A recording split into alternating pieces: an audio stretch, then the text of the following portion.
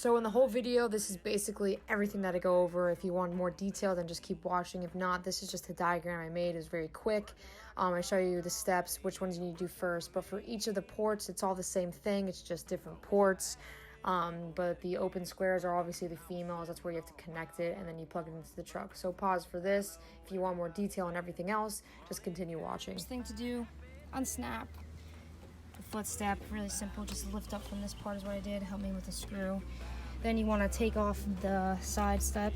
So you got to take off this little clip in the back. It's not really a screw, it's just a little cap.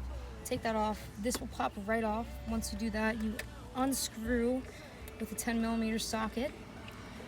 Once you do this, then you want to unscrew these two along with the wheel. And I preferably took the wheel part off first. The wheel is, you have to turn the wheel to get the access to the screws. There's one, and then I have to turn it the other way, and it's right here. Take those two off. This, push the wheel all the way up. This piece will pop out, and see it's like loose because I already took it off. It'll pop out, and once it pops out, you just pull down and pull forward. Really simple. Then after that, you take off this piece. Once you take the screws, start from this side, pull very lightly. You're gonna have to pull a little bit hard over here since it's a fragile area. This has more of a support, so it's a little bit easier. But you take the whole piece off. Be careful not to rip since these are plugged in still. Do not unplug them, there's no need to. Those of you that need this video real quick, each screw, you have 1, 2, 3, 4, 5. So the first thing you really want to do is you want to take the wire harness that has the two smaller connectors on them. So they aren't labeled, which they didn't need to, but the first piece that I took out was this connector here. You have to press on this tab and pull at the same time to pull out the whole thing. Once you pull this piece out, you take the end of your wire harness and you plug it into the female part of the connector, and then you plug in the original, which this was my original right here. I plugged it into the female part, and attached to the female part was the part that they gave us, this connector right here. So the original goes into the female, then the female is connected to the one that we need to put in, the brand new one, and that's when you plug this one in. So you do need to connect, before we move on to the next thing, you do need to cut off one of the wires for the TPMS, which is your tire pressure.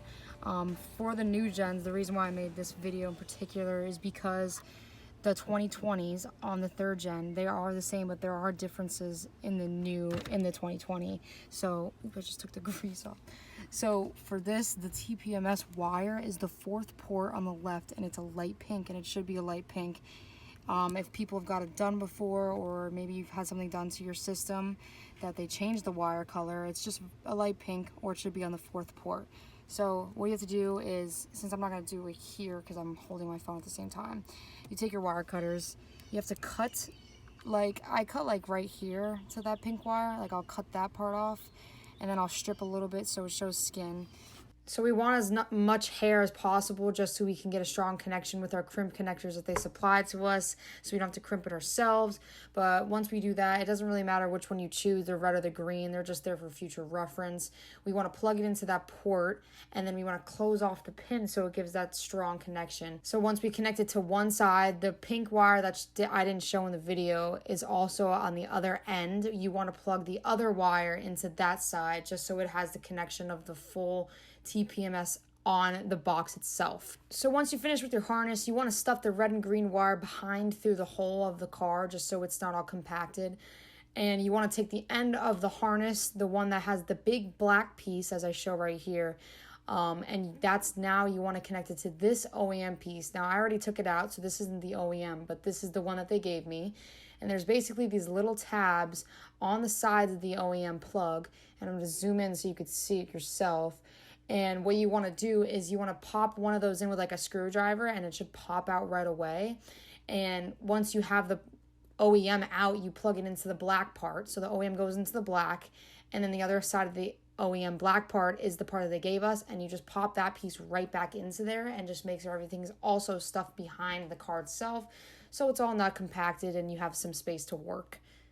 So running all these wires underneath the wheel, we have to connect the ignition. So you have this piece here that we do have a missing prong when you pull out the OEM. Don't worry, perfectly normal. The one that they gave us just has an extra, I guess. So we're going to do the same thing like we did with the other harness. We're going to take out the OEM, plug the OEM into the female harness that's given to us, and then on the other side of the female is the plug that was provided from Tacoma Beast. You're going to take that plug and now plug it into the car. So it's basically the OEMs running through the plug provided to us. Once this is finished, you do want to put all the wires together. So underneath the wheel, you'll see already a wire harness that comes on your Tacoma. It's that long black piece, and it's very hard. Sounds wrong, but it's very hard. You do want to try to zip tie that, or at least try to connect your wires there so they're not hanging, especially when you have to put the wheel piece back on. So you do need to connect the ground for these wires. There is a ground piece underneath the vehicle. You'll see right here. You need to take that off with a 10mm socket. Plug in the ring right underneath on the screw and you're set. Here underneath this wire you have a nice little button. Under this button you have to plug in, hold the button at the same time, plug in your power, and it should light up blue like this. Keep holding it until the red and blue flashes like that. I usually just wait twice just in case. So I'm going to let go now, so it should be frozen. Once it's frozen, plug in every single other one of your ports. You are given that extra wire. I do recommend plugging that wire in because that is for the mobile phone part of it. I don't have it, but for this video, if you do have it, plug in that piece and keep it plugged in just back there, tucked in, even if you don't. So now that I have all of them plugged in, what you need to do is you need to click this button 10 times. And what it is these are going to blink 9 times. Very simple. So 1, 3, 4, 5, 6, 7, 8, 9, 10. So I'm going to let it flash like 9 times, like 3 times. So okay, so now that it's on, it's gonna keep going. So now we're just gonna take the keys and we're gonna start the car. This is how it works though, and you want to be really cautious. You're gonna plug in the key and you're gonna click it 2 times only. So it's only gonna go twice. 1,